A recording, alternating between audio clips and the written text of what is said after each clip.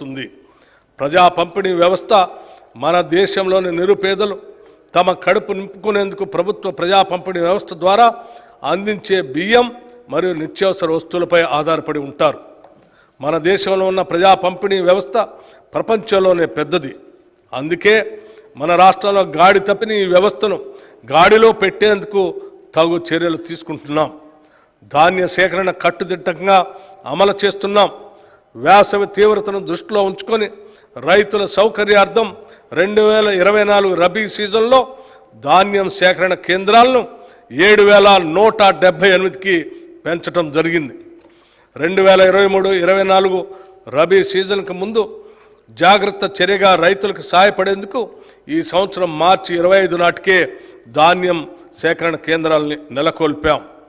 వర్ష సూచనను, వాతావరణ పరిస్థితులను ధాన్యం సేకరణ కేంద్రాలకు గంటకు తెలియజేసే వాతావరణ యాప్ను అభివృద్ధి చేసి రైతులకు అప్రమత్తం చేస్తూ పంట నష్టాన్ని నివారించడానికి ప్రయత్నిస్తున్నాం. గత ప్రభుత్వ హయాంలో రైతుల నుండి కొనుగోలు చేసిన ధాన్యానికి సకాలంలో చెల్లింపులు జరిగేవి కాదు.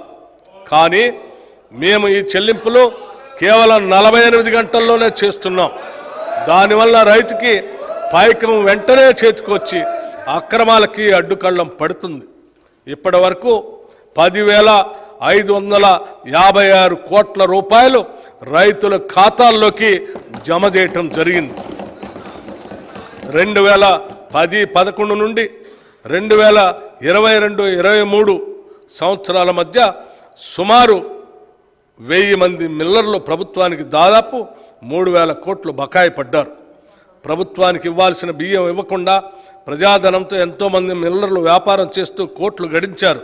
ఇది అందరి కళ్ళ ముందే జరుగుతున్నా కూడా గత ప్రభుత్వం ఎప్పుడూ దీన్ని అరికడదామనే ఆలోచన చేయలేదు. సరికదా, వారిపై ఎటువంటి కఠిన చర్యలు తీసుకోకుండా పరోక్షంగా కాపాడింది. ఈ విషయంలో జరుగుతున్న అవకతవకలను గుర్తించి వెంటనే దిద్దుబాటు చర్యలు తీసుకున్నాం. గత 6 నెలలుగా విజిలెన్స్ విభాగం మిల్లర్లపై దాడులు చేస్తూ బకాయిలు రాబట్టింది. ప్రభుత్వ కృషి వల్ల గత 6 నెలల్లో బకాయి పడ్డ కస్టమ్ మిల్లర్స్ నుంచి 450 కోట్లు వసూలు చేశాం. 509 కోట్ల బకాయిలు వసూలు చేయడానికి 60 మిల్లులపై రెవెన్యూ రికవరీ చట్టం ప్రయోగించాం. గత 6 నెలల నిరంతర పర్యవేక్షణ చర్యల వల్ల ఎఫ్సిఐకి డెలివరీలు వేగవంతమై 36 లక్షల మెట్రిక్ టన్నుల ధాన్యం ఇచ్చాం. చిరకాలంగా పేరుకుపోయిన సమస్యలపై దృష్టి సారించి కేంద్ర ప్రభుత్వంలో ఫుడ్ కార్పొరేషన్ ఆఫ్ ఇండియాతోనూ వ్యవహరించడానికి కొత్త వ్యూహాలను అనుసరించాం. గత 3 నెలల్లో ఈ విధానం ద్వారా కేంద్ర ప్రభుత్వం ఎఫ్సిఐ నుండి 3,561.64 కోట్ల రూపాయలని సాధించుకోగలిగాం. అలాగే 1,323.86 కోట్ల రూపాయల బకాయి పడ్డ రుణాన్ని కూడా తగ్గించుకోగలిగాం. మేము మొదలుపెట్టిన ఈ ప్రయత్నాల వల్ల పౌర సరఫరా శాఖ సేవలు ఇప్పటికే ఎంతో మెరుగయ్యాయి.